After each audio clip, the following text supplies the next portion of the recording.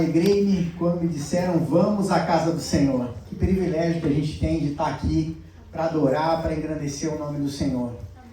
É muito lindo, né, ver o que Deus faz na vida das pessoas que se comprometem com Ele.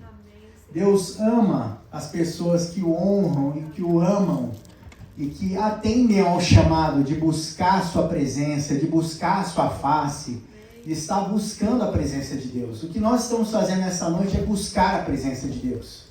Nós não estamos aqui para passar, simplesmente para passar o tempo, mas estamos aqui porque buscamos a Deus, buscamos a presença dEle.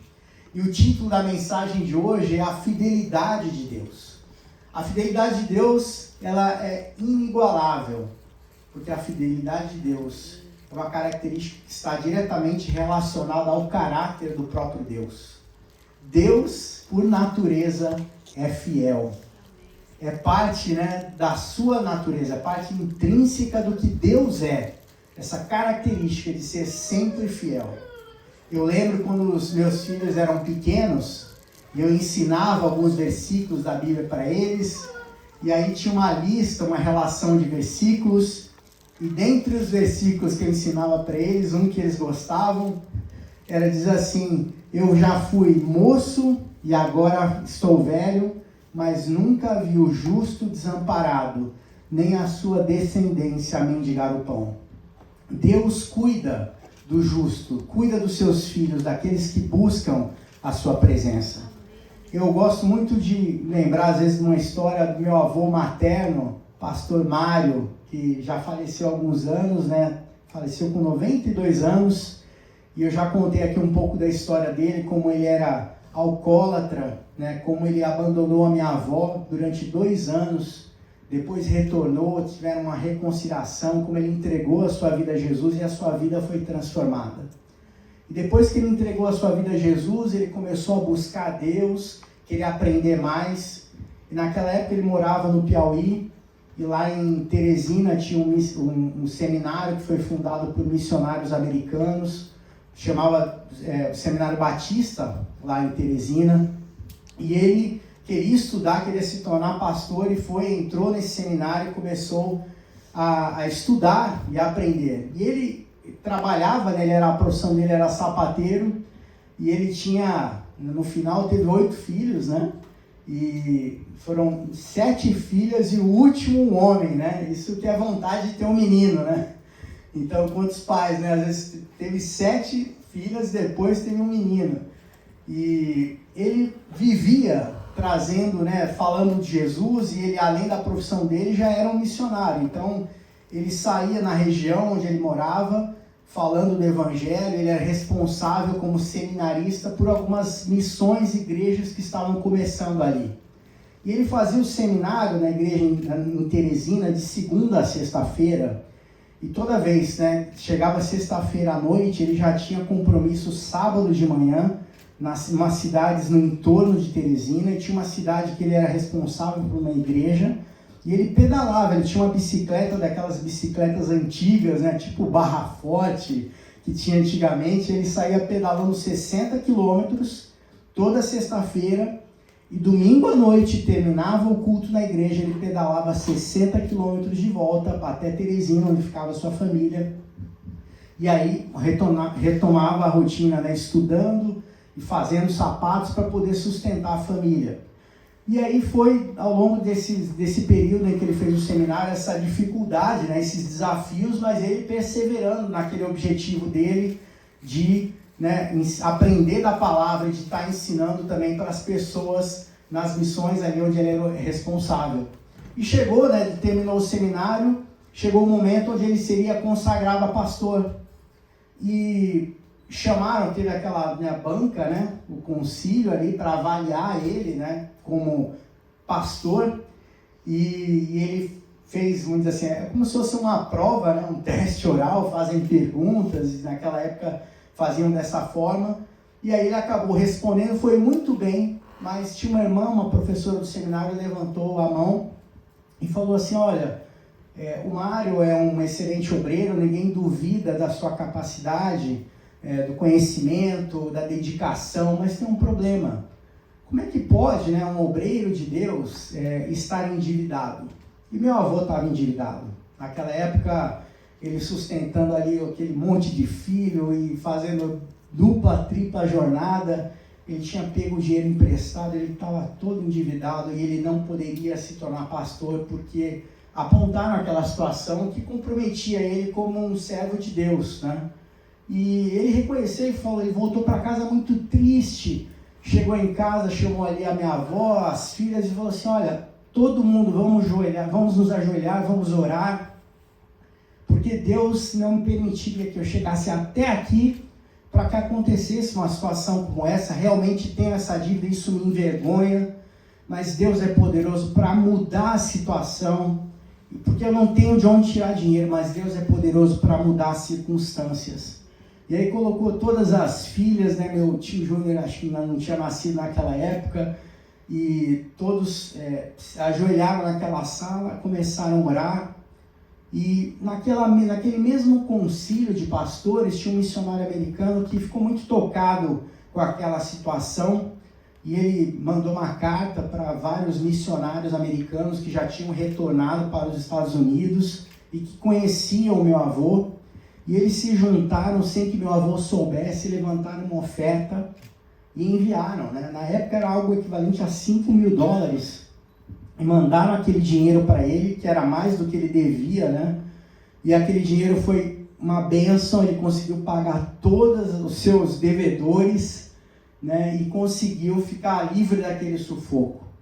Mas até aquele momento, você vê, qual a expectativa dele, né? A gente às vezes tem tantos sonhos nos nossos corações, a gente está chegando pertinho do nosso objetivo, do nosso alvo, daquilo que a gente tanto espera, e às vezes vem uma notícia ruim, vem uma notícia que nos coloca para baixo, mas é nesse momento que nós precisamos nos lembrar da fidelidade de Deus, porque Deus é fiel sempre, Ele nunca falha, nunca falhou e nunca falhará.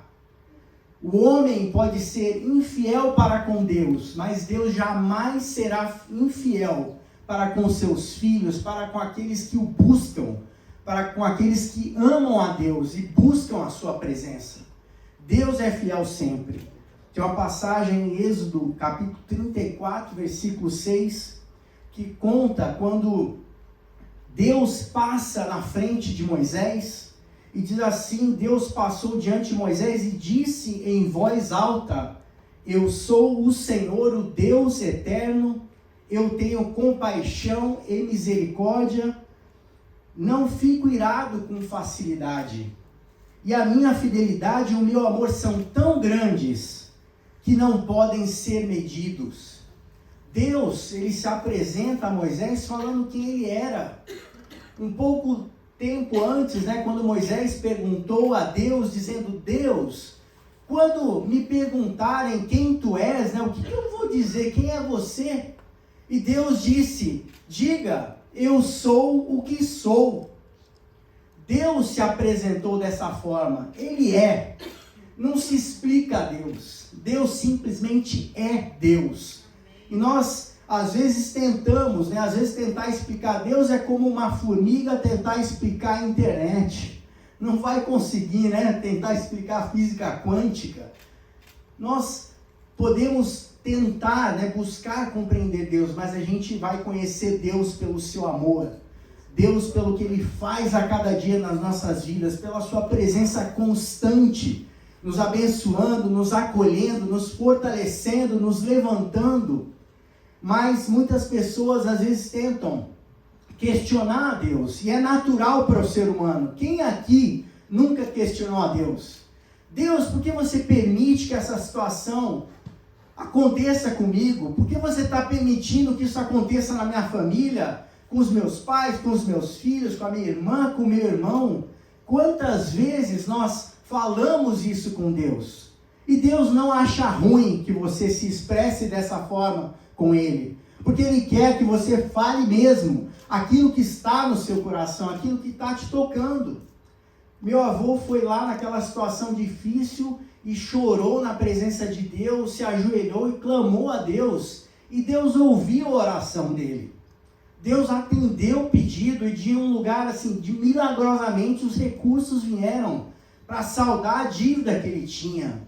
Nós temos às vezes sonhos que parecem que foram abafados, que foram consumidos pelo tempo, e a gente às vezes vai esmorecendo, vai desanimando, vai achando que já não há mais esperança para nós, mas Deus permanece fiel.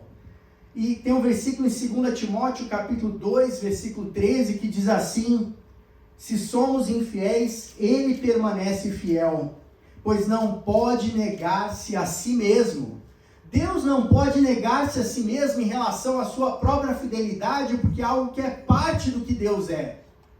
Até a palavra naquele texto, quando Deus se apresenta a Moisés e diz, falando sobre a fidelidade e o amor dele, que são tão grandes que não podem ser medidos. A palavra original, fidelidade, que é citada aqui na Bíblia, é uma palavra que significa, que é emet, em hebraico, que é algo que depois no linguajar ocidental, né, no português, até no inglês, a palavra amém vem de emet, amém, e aí acabou derivando para amém, é um pouco diferente, mas a origem do amém vem de emet, que significa essa fidelidade, o amém, a fidelidade que Deus tem é inconfundível, é incomparável.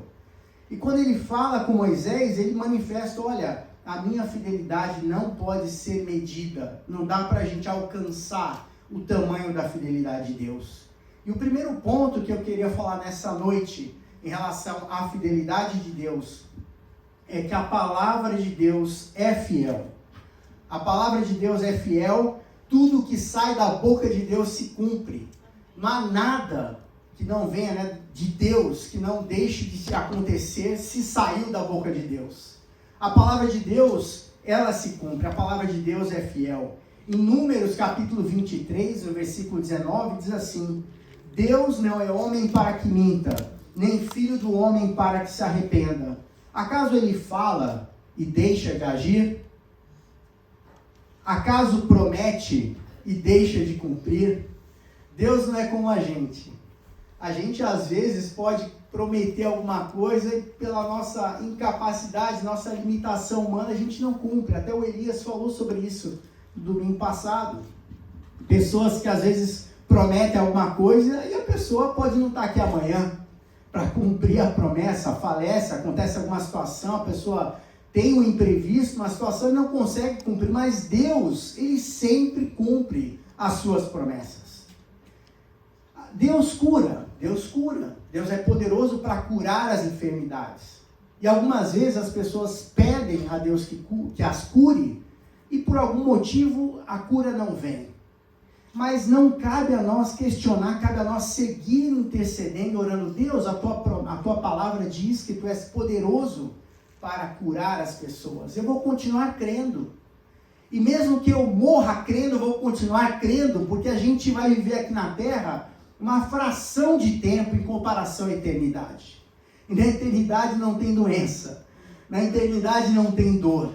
Nós estaremos para sempre com Deus. Por isso, mesmo as dificuldades daqui da terra, as limitações humanas, os sofrimentos, nada pode se comparar à alegria eterna de estarmos na presença de Deus.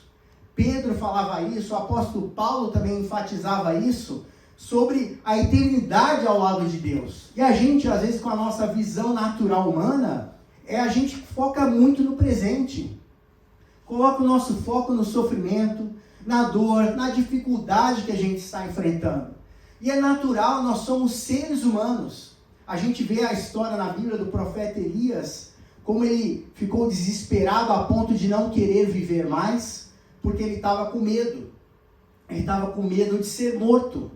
Mas ora, pouco tempo antes, né, o profeta Elias, quando ele estava nessa situação de medo, de pensando até em tirar a sua própria vida, algum tempo antes ele tinha enfrentado, né, os profetas de Baal, a Bíblia conta, e ele enfrentou com toda ousadia e desceu fogo do céu e acendeu o holocausto ali, né, que estava todo molhado através do poder de Deus. E um pouco tempo depois, quando ele soube de uma notícia de que a rainha Jezabel ia tentar matar ele, Ele fugiu para uma caverna, ficou escondido e falou, não vale a pena viver.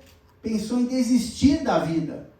A gente, às vezes, por uma coisinha pequena que vem sobre nós, a gente se distrai e quando a gente menos espera, de repente começam a vir, às vezes, pensamentos depressivos, pensamentos de desânimo, pensamentos de não vai dar certo, e a gente começa a alimentar a nossa alma, a nossa mente com pensamentos negativos, pensamentos que são opostos, né, ao que a palavra de Deus diz. A palavra de Deus está cheia de promessas, de coisas boas, de coisas que nos fortalecem, de coisas que nos edificam, palavras de Deus que nos fortalecem e nos ajudam a sair de situações de desânimo, de cansaço, de depressão. Todos nós estamos sujeitos a isso, mas nesses momentos a gente precisa se firmar na palavra de Deus. A gente precisa se lembrar daquilo que Ele promete em Sua palavra, daquilo que a palavra de Deus anuncia em relação às nossas vidas. Em que nós vamos acreditar? Nas mentiras que o inimigo coloca o tempo todo nos nossos ouvidos para tentar nos colocar para baixo, ou na verdade da palavra de Deus, que é muito infinitamente maior do que qualquer palavra negativa que a gente possa ouvir aqui na face da terra. A palavra de Deus é fiel, assim como Deus é fiel. Tudo aquilo que sai da boca de Deus é fiel, é verdadeiro, é justo. Deuteronômio capítulo 7, versículo 9, diz assim, lembrem que o Senhor nosso Deus é o único Deus. Ele é fiel e mantém a sua aliança. Ele continua a amar por 1000 gerações aqueles que o amam e obedecem aos seus mandamentos. Ele continua. O amor de Deus é infinito para com a humanidade. Tanto é que Ele fez um plano de salvação que incluía enviar o seu único Filho Jesus Cristo para vir aqui na terra, para morrer em nosso lugar. Que pai faria isso? Mas Deus é fiel à sua palavra. Deus tinha um plano para a humanidade. E a única forma de fazer com que esse plano se concretizasse da maneira certa, da maneira que fosse viável, seria enviando o seu único Filho, Jesus Cristo, porque Jesus nunca pecou, e Jesus seria a pessoa perfeita para ser sacrificada na cruz. Jesus veio aqui, passou 3 anos e meio vivendo entre os homens como nós, porque Deus é fiel. Porque Deus não poderia enviar simplesmente, imagine se Deus deixasse que Jesus Cristo viesse aqui ao mundo, simplesmente não, vem no dia que você for ser crucificado, você desce aqui na terra, você é crucificado e pronto. Não. Deus nos ama tanto que enviou o seu Filho para que experimentasse, vivesse como nós aqui na terra. Ele sentiu as dificuldades que nós sentimos, ele sentiu os desafios que a gente sente. Ele foi tentado como nós somos tentados. A diferença é que ele nunca caiu em tentação. Porque se ele caísse, ele nem poderia ser sacrificado na cruz do Calvário. Mas Jesus é Deus. Ele é perfeito, Ele é santo, Ele é justo. E Ele veio aqui para nos dar a vida eterna. Por isso, a palavra de Deus é fiel. Se Deus estabeleceu um propósito de salvar a humanidade, Ele daria um jeito. E o jeito foi dado através de Jesus Cristo. Jesus veio porque Deus é fiel. O segundo ponto que eu quero falar é as promessas de Deus se cumprem. Quantas pessoas, às vezes estão orando sobre certos pedidos de oração, colocam diante de Deus certos propósitos e começam a orar e pedem a Deus e esperam por anos. Passa o tempo e nada acontece. Os dias vão passando e nada acontece, mas Deus permanece fiel e as promessas de Deus se cumprem. E o que a gente faz enquanto a promessa de Deus não vem? A gente continua exercendo a fidelidade a Deus. Se Deus é fiel para conosco, vamos ser fiéis com Deus também. E Deus espera de nós, às vezes, fidelidade em relação a questões e áreas da nossa vida que a gente não necessariamente quer ser fiel em relação a certas áreas das nossas vidas. A gente às vezes quer ser fiel a Deus até a página 2, Só vou até aqui. Mas se Deus pedir um pouquinho mais, aí eu já não vou, porque aí já está pedindo demais, né, Deus? Poxa, pedir para eu entregar às vezes um folheto, né, que fale de Jesus, pedir para eu falar do amor dele, às vezes numa situação confortável, controlada, tudo bem. Mas se você me pedir alguma coisa que vai além disso, aí já vai ficar um pouco mais difícil, Deus. Um dia Deus chegou para um homem chamado Jonas, um profeta, e fez um pedido para ele. Falou: Jonas, vai até Nínive, na capital da Síria, e fale para eles que o juízo de Deus está sobre Nínive, porque tem chegado aos céus o que Nínive fez. Nínive, a capital da Síria, era o centro do poder do mundo naquela época. A Síria era um povo guerreiro por natureza. E quando eles invadiam as nações inimigas, eles propositadamente faziam um desastre lá. Eles não simplesmente invadiam, tomavam, assimilavam a cultura, eles propositadamente massacravam o máximo possível de pessoas para causar terror, de tal forma que, quando eles fossem invadir o próximo povo, houvesse o mínimo de resistência, porque ninguém queria sofrer como sofreu o povo anterior que foi atacado pelos assírios. Eles colocavam estacas e empalavam as pessoas, né? Colocavam a pessoa às vezes viva naquela estaca. Eles faziam coisas terríveis. E eles tinham já invadido Israel várias vezes. E Jonas, quando recebeu aquela missão de Deus, falando: Jonas, vá lá, fale para eles do juízo de Deus sobre a Síria. E Deus estava sendo bondoso, até misericordioso, porque Deus poderia simplesmente, né, determinar ali no curso da história que um outro povo fosse lá e destruísse a Síria, ou que viesse uma praga, ou que viesse, seja lá o que for, que fosse o juízo de Deus determinado para o povo da Síria. Mas Deus não. Deus pediu a Jonas, o seu profeta, que fosse a Nínive falar sobre salvação, sobre o juízo que viria sobre aquele povo, e falar: não façam mais isso, porque Deus está vendo o que vocês estão fazendo. Mas Jonas fugiu. Jonas correu para uma cidade portuária, Tarsis, pegou um navio e falou: vou embora, eu vou para o lado oposto, né? Tarsis ficava na direção, ele queria ir para a Espanha, em vez de ir para a Síria. Naquela época não era Espanha ainda, né? Chamava Tarsis, aquela cidade para onde ele queria correr. E Deus deu a ele uma missão. Quantas vezes também Deus nos pede certas coisas e a gente fala: não, Deus, aí não, aí também é pedir demais. Às vezes é perdoar uma pessoa que te magoou, que te entristeceu. Às vezes é você abençoar financeiramente uma pessoa. A gente às vezes é muito fiel com a nossa família, mas às vezes é difícil exercer a fidelidade através da generosidade, abençoando pessoas que às vezes a gente nem gosta, pessoas que a gente às vezes nem conhece, que a gente nem tem contato.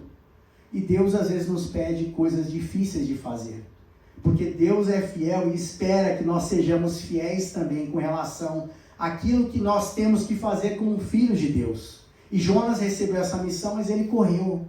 E no final das contas, porque Jonas, mesmo a contragosto, né, ele foi para dentro de um navio, porque ele queria fugir da direção do caminho que ele tinha que ir, que era para Nínive. E aquela história famosa, né, de Jonas, os homens do navio descobrem que Jonas está naquele barco e descobrem que Jonas é o motivo pelo qual aquele barco está sofrendo aquela tempestade terrível no mar. E falam com Jonas: Jonas, mas por que você fez isso? E ele contou, ele falou: estou fugindo, Deus me deu uma ordem para fazer isso e eu não quero fazer. E aí eles falaram: o que a gente faz com você, Jonas? Jonas falou assim: me lance ao mar. Quando eu li esse texto, eu fiquei pensando: poxa, Jonas não pediu para falar assim: não, virem o curso do navio, se vocês me levarem de volta para o porto, aí Deus vai acalmar. Não, ele falou: me joguem no mar. Eu fiquei pensando, será que ele estava tentando se matar, né? Talvez perder a sua própria vida, porque ele não sabia que ia ter um peixe que engolir, um grande peixe, como diz a palavra de Deus, que engolir ele e ele ficar 3 dias no ventre daquele peixe. Ele queria fugir de qualquer jeito, ele tinha tanto ódio pelos assírios que ele não queria cumprir a missão que Deus tinha dado para ele. Mas Deus, na sua infinita misericórdia, na sua fidelidade, vai lá: Jonas, é você mesmo, pode tentar fugir, mas eu vou cumprir o meu propósito através da sua vida. E a gente às vezes não sabe porque determinadas circunstâncias vêm sobre a nossa vida, porque a gente pode às vezes estar fugindo do propósito que Deus tem para as nossas vidas. Deus pode estar nos levando a uma determinada direção que está alinhada com a palavra dele, direção que tem confirmação às vezes no nosso coração, mas a gente quer fazer vista grossa e dizer: não, o que eu quero fazer eu acho que é melhor do que o que Deus quer para a minha vida. O que eu quero fazer é melhor do que o que Deus quer que eu faça para Ele. Não, aí é pedir demais. A gente talvez não fale isso com a nossa boca, mas no fundo, às vezes a gente está pensando isso. Eu não quero fazer porque não quero ir por esse caminho. O caminho que eu tenho para a minha vida eu acho que é melhor. E a gente foge do caminho de Deus. Mas as promessas de Deus se cumprem. Eu lembro de uma história de um jovem de uma igreja da qual eu já fiz parte, que foi fazer um intercâmbio nos Estados Unidos, e o pai dele abençoou ele com essa viagem. Ele ia ficar acho que uns 6 meses fora, e o pai dele naquela época não tinha celular, né, não tinha internet, e o pai dele mandou dinheiro, e quando tinha que mandar mais dinheiro, às vezes mandava por carta, mandava por alguém que ia viajar para lá, mas o pai dele falou: meu filho, vai lá e não se esqueça de ler a tua Bíblia, de orar, de ter comunhão com Deus. Deus é fiel com você, filho. Seja fiel com Deus. E aí o pai dele foi lá e colocou dólares na Bíblia do filho, em lugares separados. Sabe, uma nota de 50 aqui, uma de 20 ali, uma outra de 50. E espalhou escondidinho ali dólares na Bíblia do filho. E o filho viajou para os Estados Unidos, foi lá fazer um intercâmbio e de vez em quando falava por telefone com o pai, e o pai falava: filho, você está lendo a Bíblia? Tô, pai, estou lendo a Bíblia. Filho, você está lendo a Bíblia? Tô, pai. Aí passou mais algum tempo, e o pai dele ligou e falou: pai, você me manda dinheiro? E o pai dele falou: posso mandar, filho, mas não agora. Mas filho, você está lendo a sua Bíblia? E o filho falou: tô, pai. Estou lendo a Bíblia sempre que posso, eu leio a Bíblia. E passou um tempo e o pai falou: filho, eu não vou poder te ajudar, você está numa casa de família aí, tem comida, tem tudo que você precisa. E o filho voltou, e quando o filho voltou, ele falou: filho, você leu a Bíblia mesmo? Eu falei: pai, dá aqui a sua Bíblia. E o pai abriu a Bíblia cheia de dólares, os dólares foram e voltaram, e o filho não leu a Bíblia. A gente às vezes, né, pede a bênção porque a gente faz como Jonas, a gente faz como esse jovem fez, a gente às vezes faz até de uma maneira, às vezes até inconsciente, né? Querendo ali, não, eu acho que a minha ideia, eu acho que o meu plano é melhor. Mas Deus, Ele tudo vê, Ele é onisciente, onipresente, Deus é todo poderoso, Ele sabe tudo o que se passa nos nossos pensamentos, na nossa mente e nos nossos corações. A gente não consegue se esconder de Deus. Não tem nada que a gente faça que Deus não saiba.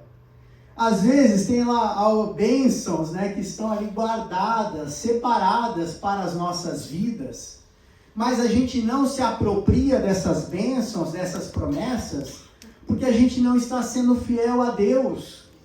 E Deus quer a nossa fidelidade. É como um bom pai, uma boa mãe, que não vai ficar dando de graça as coisas para os filhos. Filho, você precisa entender que isso tem um valor. A gente, claro, abençoa os nossos filhos, mas certas coisas têm o seu tempo certo. É como um filho que tem 5 anos de idade e pede para o pai uma motocicleta. Filho, quando você fizer 18 anos...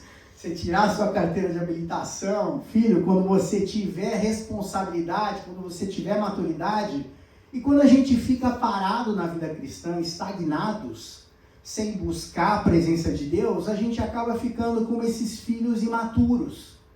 que deixam de receber as bênçãos de Deus porque não estão ainda preparados para receber aquilo que Deus tem reservado para as nossas vidas. Deus tem bênçãos sem medida reservadas para cada um de nós. Eu não estou falando aqui de bênçãos financeiras, mas eu estou falando aqui de um fortalecimento espiritual, de um avivamento em Deus, que nos permite ser usados por Deus poderosamente aqui na terra. Deus não nos chamou para ficarmos simplesmente parados, esquentando um banco de uma igreja. Deus nos chamou para mais. Ele nos chama para um compromisso, para um relacionamento com Ele. Ele não quer simplesmente ter um contato distante com a gente. Ele quer ter um contato próximo. Deus é fiel ao extremo. Como Ele falou com Moisés, não dá para medir o tamanho do meu amor e da minha fidelidade para com vocês. Mas nós, às vezes ali, né, a gente vai lá capengando, né, e fica ali focado no problema, focado na dificuldade, focado no que o fulano falou de mim, no que a fulana falou de mim, no que aconteceu na minha escola, no que aconteceu no meu trabalho, no que aconteceu com o meu vizinho, ele me fechou, e tantas coisas que nos distraem do foco das coisas de Deus. Cada dia que respiramos aqui na terra é uma oportunidade de servirmos a Deus. Nós fomos chamados para servir. Tinha no Velho Testamento até aquela analogia do servo de orelha furada, que era um servo porque tinha escravidão mesmo no meio do povo de Israel. Existia escravidão, às vezes o povo de Israel conquistava um povo e às vezes traziam escravos para dentro do povo de Israel, e tinham algumas regras dentro da lei de Moisés que previam até a escravidão por pessoas que não pagavam as suas dívidas. Mas tinha casos de que naquela cultura oriental o Senhor era tão bom para com o seu servo, que chegava o ano de libertação, porque tinha um prazo, né, de libertação do servo. Depois que ele trabalhava determinados anos, chegava o dia em que ele era liberto. E tinha situações em que aquele servo dizia: eu não quero deixar a casa do meu Senhor, porque eu amo muito Ele. Ele me trata como um filho. E aí eles chamavam aquilo de um servo de orelha furada, porque ele voluntariamente falava: eu quero servir ao meu Senhor enquanto eu viver.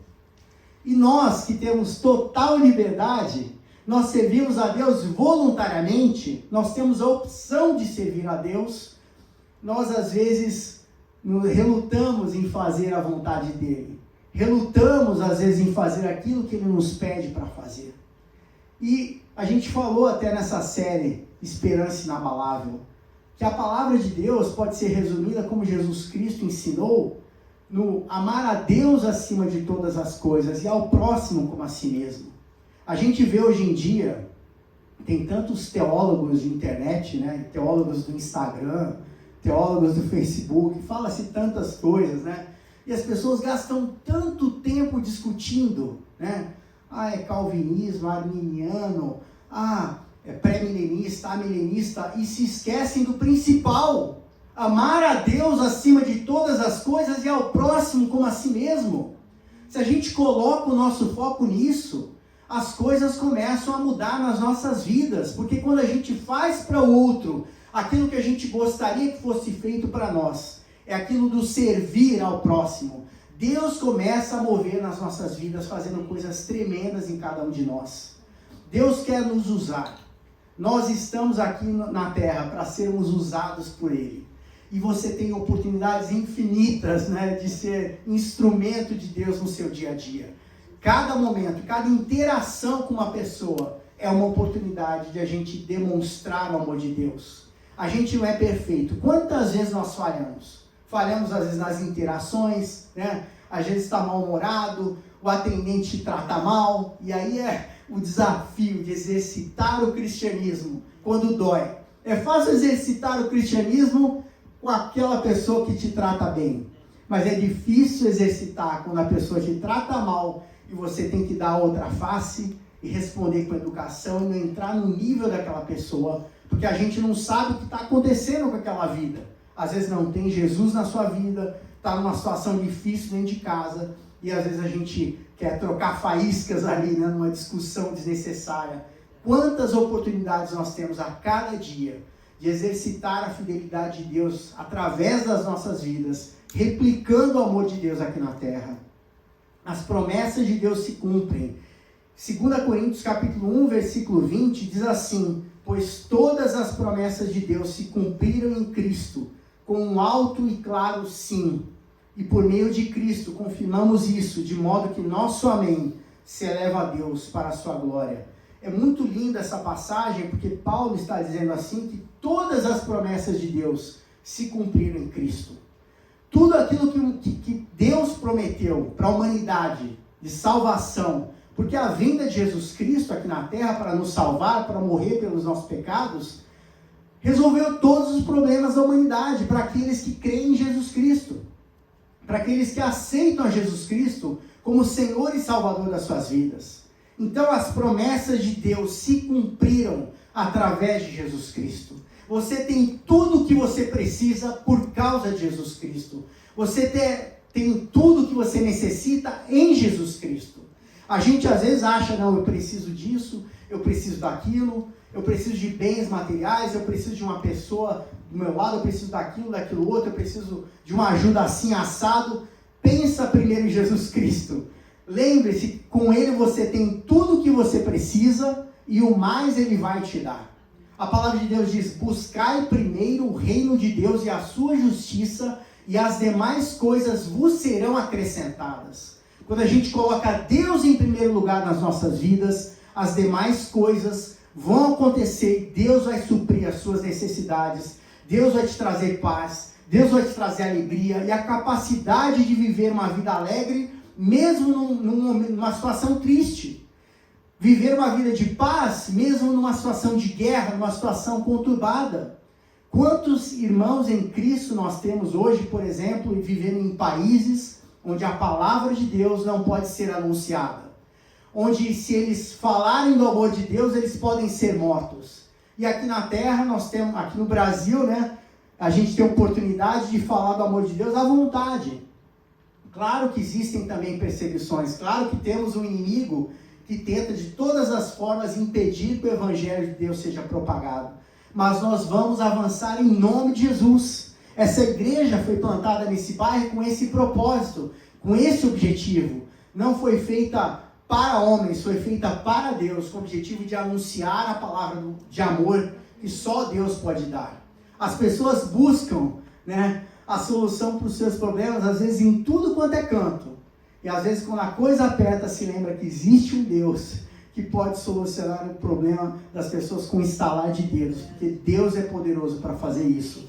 Mas a gente precisa seguir confiando em Jesus Cristo. Esse texto diz: as promessas de Deus se cumpriram em Cristo, com um alto e claro sim. E por meio de Cristo, nós temos essa convicção, essa certeza de que todas as promessas dele se cumpriram nas nossas vidas, através de Jesus Cristo. Tem um teólogo que ficou lendo a Bíblia durante 1 ano e meio, só para anotar todas as promessas de Deus que ele encontrou. Claro que tem as promessas que são as promessas diretas, que são claras promessas, mas podem ter promessas implícitas ali. Tem gente que fala, não, tem até 30 mil, né, promessas diretas e indiretas. Mas ele catalogou 8.810 promessas.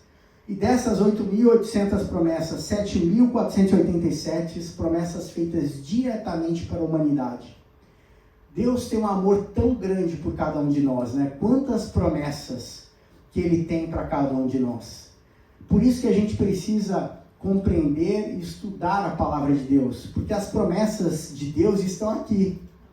Claro que a gente pode, muitas vezes, receber a palavra de um irmão, uma promessa, às vezes uma profecia, uma palavra, mas a gente precisa buscar aqui, em primeiro lugar, a palavra de Deus. A palavra de Deus é viva e eficaz. A palavra de Deus é poderosa. Sem fé é impossível agradar a Deus, e a palavra de Deus diz que a fé vem pelo ouvir, e o ouvir pela palavra de Deus. Então a nossa fé é fortalecida a cada dia através da palavra de Deus. A palavra de Deus é poderosa para tirar toda a tristeza do nosso coração, toda a angústia. Quantas vezes eu estava, às vezes, na minha vida, enfrentando dias difíceis, problemas, e falando, Deus, eu não estou com vontade nem de ler a Bíblia, nem de orar, não estou com, sabe, você não tem coragem nem de começar. E eu falei, mas Deus, eu vou fazer na marra, mesmo sem vontade. Aí você pega um texto da palavra de Deus, texto simples como o Salmo 23:1, o Senhor é o meu pastor e nada me faltará. Nada te falta porque você tem Deus como teu pastor. Ele é o nosso ajudador, Ele é aquele que nos ajuda em toda e qualquer circunstância. Nos momentos mais difíceis, Deus está ao teu lado, porque Deus é fiel e Ele não mente. Se Ele disse que está ao teu lado, Ele sempre estará do nosso lado. As promessas de Deus se cumprem. O terceiro ponto dessa mensagem é: sua luta tem um propósito. Você está enfrentando luta nesse momento? Eu creio que todos nós, enquanto estamos vivos aqui na Terra, estamos enfrentando problema. Eu acho que não tem um ser humano aqui na Terra que não vive lutas e desafios. E sempre, enquanto a gente estiver respirando, estaremos sujeitos a lutas e desafios aqui na Terra. É muito ingênuo da nossa parte achar que a gente vai viver aqui na Terra, céu de brigadeiro, né? Sem tempestades, sem problemas. Jesus mesmo disse, no mundo tereis aflições, mas tende bom ânimo, eu venci o mundo. A gente não pode sermos ingênuos, achando que, né, tudo cor de rosa, tudo mil maravilhas, né, vai dar... Não, a gente tem essa confiança em Deus, na sua palavra, e não numa fantasia ingênua do nosso coração. A nossa confiança tem que ser uma confiança racional, uma confiança de fé. Racional no sentido de, vamos ler aqui racionalmente a palavra de Deus, mas o Espírito Santo de Deus nos traz revelação e faz com que aquela palavra que a gente lê se transforme e tome vida para qualquer situação e problema que a gente esteja enfrentando. Às vezes você lê um versículo da palavra de Deus, naquele primeiro momento, aquele versículo pode não significar nada específico para a sua vida naquele momento. Mas quando você precisa, Deus vai trazer à sua memória aquela palavra e você vai se lembrar. Quantas vezes tinha versículos que eu nem me lembrava mais, que eu sabia de cor, e quando precisava, o Espírito Santo de Deus falou, olha, toma aí o versículo. Né? E a gente às vezes escuta aquela palavra de Deus e a gente toma um outro rumo da nossa vida, a gente vai por outro caminho, estava indo por aqui, vai por ali, porque Deus nos dirige, nos ensina através da sua palavra. A sua luta tem um propósito de edificação da sua vida, de aperfeiçoamento do nosso caráter aqui na terra. Todas as lutas, todos os problemas, todas as dificuldades é muito ruim. É péssimo, né? Você está enfrentando o problema, dói. Ninguém gosta de estar passando pelo problema, de estar enfrentando aquela situação. Mas a gente tem que colocar o nosso foco em Deus. Deus, eu estou passando por essa luta. Está difícil, está duro, está complicado, mas me ajuda, Deus, a aguentar. Me ajuda a perseverar mesmo com todos esses desafios e obstáculos que estou enfrentando. Tiago, capítulo 1, os versículos 2-4, diz assim: meus irmãos, sintam-se felizes quando passarem por todo tipo de aflições, pois vocês sabem que quando a sua fé vence essas provações, ela produz perseverança. Esse texto é maravilhoso. O Tiago está dizendo, olha, a sua fé vai vencer as provações. Fé é trazer à existência as coisas que não são como se já fossem. Se você não está vendo a luz no final do túnel, você vai ter que exercitar a fé. Eu não estou vendo saída, mas eu creio que Deus é poderoso para criar uma situação, seja ela qual for. Deus tem o poder para criar uma saída onde não existe saída. Orar pelas coisas possíveis é fácil. O impossível só Deus pode fazer. Por isso tenha fé para orar por coisas que você acha que são impossíveis, porque para Deus nada é impossível. Tudo é possível ao que crê. A palavra de Deus fala tanto sobre isso, sobre como Deus ama as pessoas que exercitam a fé e escolhem acreditar em Deus, mesmo contra todos os obstáculos, Mesmo quando está tudo dizendo que não vai dar certo, no seu coração você confia na palavra de Deus e diz, vai dar certo, porque o meu Deus está comigo. O Deus de Israel é o meu refúgio, a minha fortaleza, aquele que me ajuda em toda e qualquer circunstância. E Tiago continua dizendo, quando a sua fé vence essas provações, ela produz perseverança. Uma marca do cristão maduro é a perseverança. Porque você vai vivendo, o tempo vai passando, e foram tantos obstáculos que você já deixou para trás. Mas os obstáculos que você deixou para trás te deram força, te deram musculatura para superar, às vezes, obstáculos maiores que virão pela frente. Não podemos ser ingênuos e nem desanimar sabendo que desafios maiores virão. Porque Deus é poderoso para nos fazer superar todos os desafios. Porque Deus está do nosso lado, porque Deus é fiel. E Tiago continua dizendo que essa perseverança seja perfeita, a fim de que vocês sejam maduros e corretos, não falhando em nada. O cristão fortalecido na fé em Deus não é aquele que nunca enfrentou problemas. Todos os grandes homens e mulheres de Deus que eu conheci são pessoas marcadas por imensos desafios nas suas vidas. Nada veio fácil. Tudo a muito custo, muito sacrifício, muita dor, muita luta. Ah, mas então essa vida não é para mim. Eu não quero ser um grande homem, uma grande mulher de Deus, porque, poxa, se tem que passar por tudo isso, é melhor ficar em casa, né? Eu vou ligar a TV, vou assistir a televisão, a igreja, o culto online, não venho para a igreja, não saio de casa. É mais seguro, mais cômodo. Jesus Cristo fez tanto por nós na cruz do Calvário, né? O que ele fez? Entregou a sua vida, morreu por nós.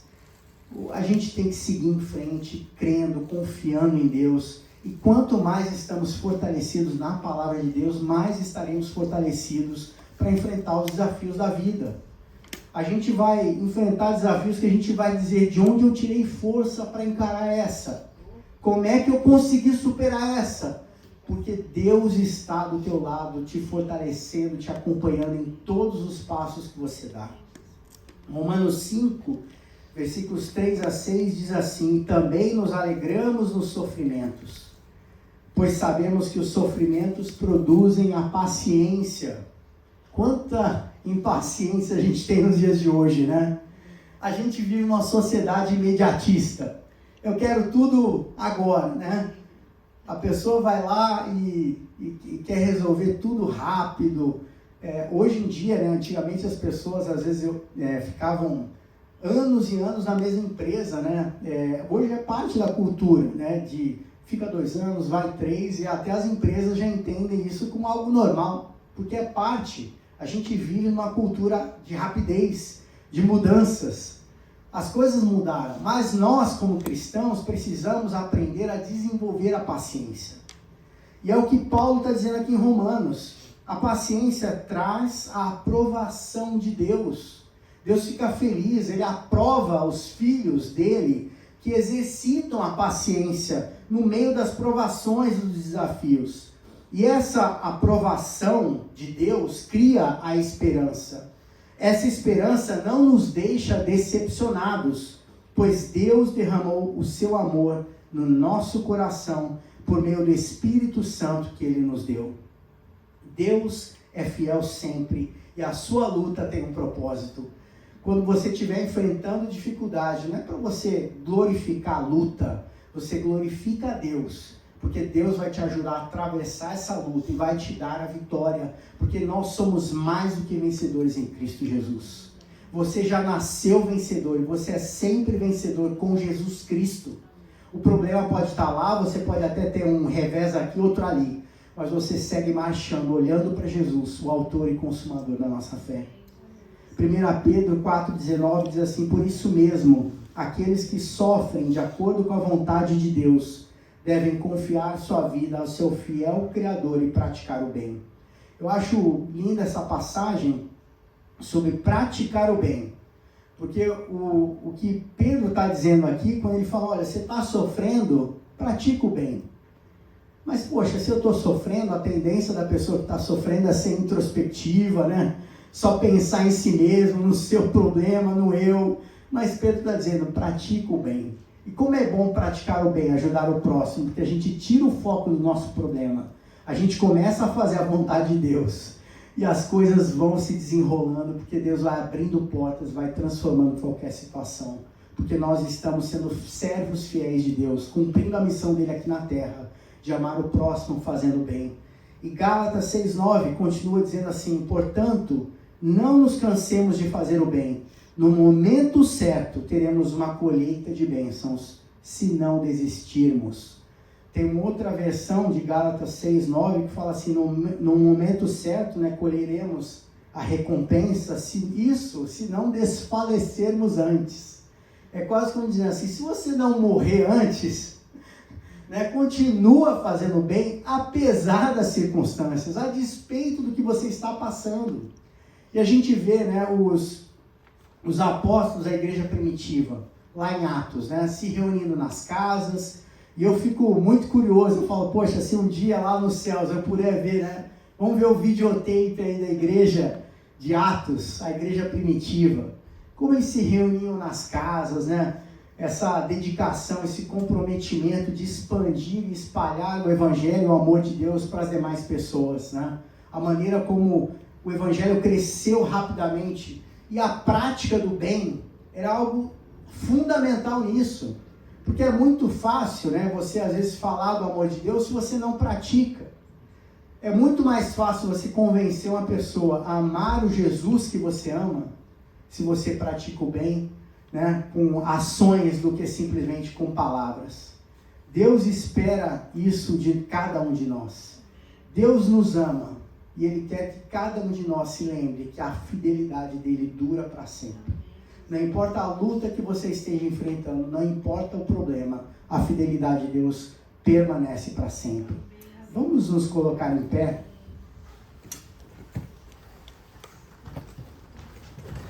E comece no seu coração a pensar, né? O título da mensagem é a fidelidade de Deus. Comece a pensar na fidelidade de Deus para com a sua vida.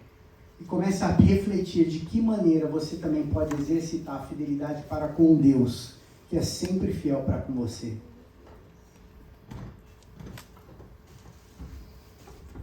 Vamos fechar os nossos olhos, inclinar nossas cabeças. Pai querido, Pai amado, nós te agradecemos nessa noite pela tua fidelidade, Pai. Te agradecemos, Pai, porque a tua fidelidade dura para sempre. Nós te agradecemos, Pai, porque mesmo quando nós somos infiéis, mesmo quando nós falhamos, e que não são poucas as vezes, Deus, que nós falhamos na nossa caminhada aqui na terra, são muitas, Pai. O Senhor continua fiel para conosco, fiel com tudo aquilo que Tu prometeste na Tua palavra para as nossas vidas, Senhor. Ó Pai, em nome de Jesus Cristo, que nessa noite a Tua palavra possa entrar no coração de cada um de nós, porque a Tua palavra é viva e eficaz. Que Teu Espírito Santo possa convencer cada um de nós, Pai, em relação a cada área das nossas vidas em que nós não temos exercido a fidelidade para contigo, Pai. Aquelas áreas que a gente fala, Deus, aqui não, isso não. Que o Senhor possa, Espírito de Deus, trabalhar nas nossas vidas, nos nossos corações, para que nós possamos servir-te, Pai, com todo o nosso coração, com todo o nosso espírito, com toda a nossa alma, que a gente possa se entregar totalmente nas Tuas mãos, Pai, para sermos Teus instrumentos aqui na terra, para a propagação do amor de Deus, para a propagação do amor ao próximo, Senhor. Pai querido, em nome de Jesus Cristo, que nós possamos, Deus, nessa noite, ser fortalecidos pelo Teu Espírito Santo de uma maneira nova, sermos avivados por Ti, Pai, em nome de Jesus. Que nós possamos ter uma semana ricamente abençoada, crendo nas promessas de Deus e na Sua fidelidade que dura para todos sempre. Que nós possamos sair daqui confiantes, crendo nesse Deus todo-poderoso que é fiel sempre. Deus seja louvado, uma semana abençoada em nome de Jesus.